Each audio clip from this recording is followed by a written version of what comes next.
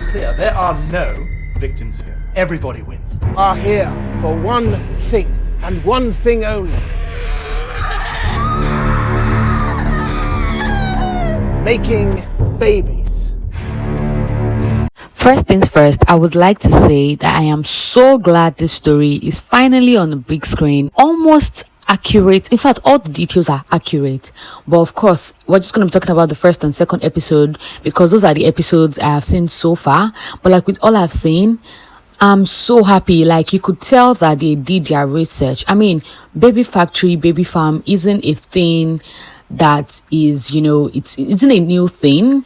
But I feel like for some time now, people have stopped talking about this, and it's actually a thing in our society. Like, it is so real. It is as real as waking up in the morning and going to bed at night. It is the realest thing ever. This thing is happening. It's happening to a lot of people. People are falling victims to these wicked people who pose as people who actually love and care for them and are there to help them. Both parties end up being victims. We're talking about the girls that are being made to have these children, and the people that these babies are being sold to. In most cases, both parties fall victim. In some cases, only the girls who are the baby makers are victims. But yeah, in case you're a returning subscriber, welcome back to the channel. I love that you keep on coming back here. Please like the video, subscribe, all that good stuff. Thank you. And in case you're just sharing my voice, I am Ronke Suyi. I review movies, talk about web series and TV shows. Today we're going to be talking about the series which is now streaming on Netflix, the series by Ebony Live Studios. It is called Baby Farm. At first, the thumbnail might deter you a bit. It might confuse you. Like, the flyer on Netflix might confuse you because I think there's a picture of Dr. Evans and Dr. Barbara and Adana, but you might think it's like an American series, but it's actually a Nigerian series. But yeah, we got introduced to Adana in this series when we found out that she's been having this thing with her boyfriend. She got pregnant. She told him, as the usual reaction from a boy who isn't ready to be a father, it caught him off guard, and one thing led to another. He probably told his parents about it, and they helped him escape, because nobody can tell me otherwise. His parents knew he was running away, and it's so shocking to me when parents know that their child has made a baby somewhere with another person's child, and they help their son run away because they don't want to ruin his future, in quote.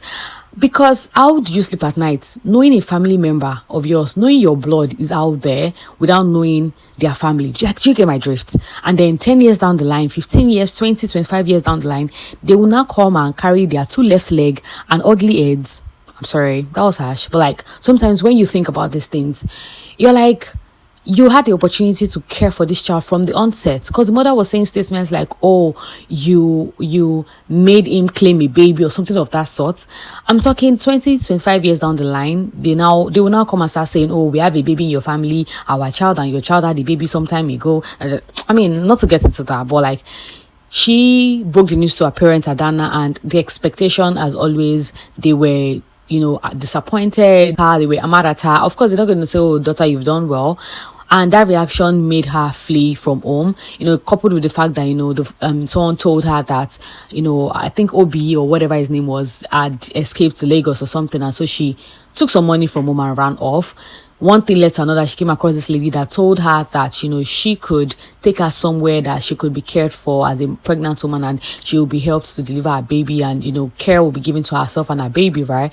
And yeah, of course, we know that woman is that lady that took her to Evans, orphanage or clinic or whatever. I think we are very much aware that she sort of has an idea of what goes down there, or if not even have, a great amount of idea of what goes down there, because she was giving a huge amount of money, like something 10,000, 20k. Like, I would not give you 20k, thanks for coming, or you've done so well because you brought somebody to our clinic for help, right? If there isn't more that meet the eye, right? And so we say that, even though Adana was skeptical about the whole thing, she had no other option. And there was a statement she made where she said, I can't go back home. I felt that statement because I have heard that statement before from somebody. And that moment where a child makes that statement, you will know that that child has lost all hope in their family. Like, they have been told that they don't have a place in the house again. That statement stuck with me, and that was one of the major reasons why she had to fall into the hands of the Evans, because she had threats from home. And we were also introduced to Joseph Benjamin's character, who played Akin, and Risa Dominic's character, who played Cherries. They are a couple. They're this power couple who live in the UK, but they came to Nigeria to shoot like a series. They are both they've been trying for a child, and they are very much specific on the kind of child that they want. They want twins because both of them are a twin. And Cherries is is desperate. We haven't been told, I don't know if I didn't pay attention, we haven't been told if they've been trying or something, or they're just very specific or very, very keen on having twin, right? Having a set of twin, right? But like, we can tell that Rita is she's desperate. Even on movie sets, she's holding a baby, she's emotional. Of course, a woman wants the child. Like, a lot of people have envisioned themselves getting married, having a happy home, having children, and all of those things. So when it seemed like this is not going to happen for her soon, it's of course going to make her emotional. And even though Benjamin's character, that's Akin, isn't very comfortable with the fact that with the idea of them having going through an adoption. They said they've been trying in the UK, but he has some complications because of Akin's drug background and all of those things. But now Cherries is saying, they can cut corners, there's no crime, both parties win, and all of those things. The foundation can help them, yada yada yada, which I say. And even when they met with Evans later on, it was saying, both parties win, these girls can't care for the baby, so they are willing to give up the baby for adoption for a better life.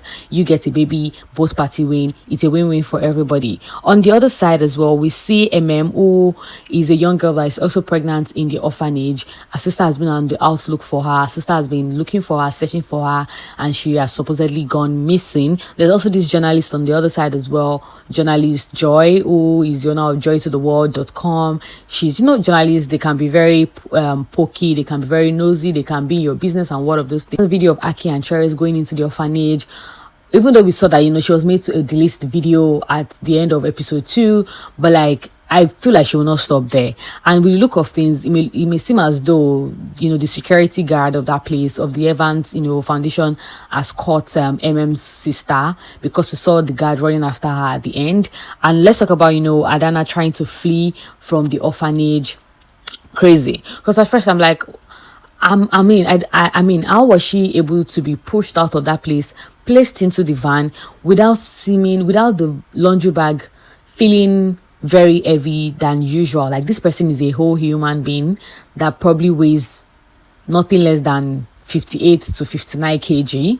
Yeah, and she is pregnant. And with the look of things, when she was getting an ultrasound done by Nurse Barbara, it may seem as though that she's carrying a set of twins. So that's like she's carrying 2 humans, and she's a whole human on her own. So how come she's in the laundry bag? They lifted the laundry bag into the van and they didn't suspect anything. But yeah, that terrible nurse snitched, and her escape would have been successful if, the nurse didn't snitch on her. Let's talk about one person that is actually doing it for me right now, and it has to be Genoveva Omeh.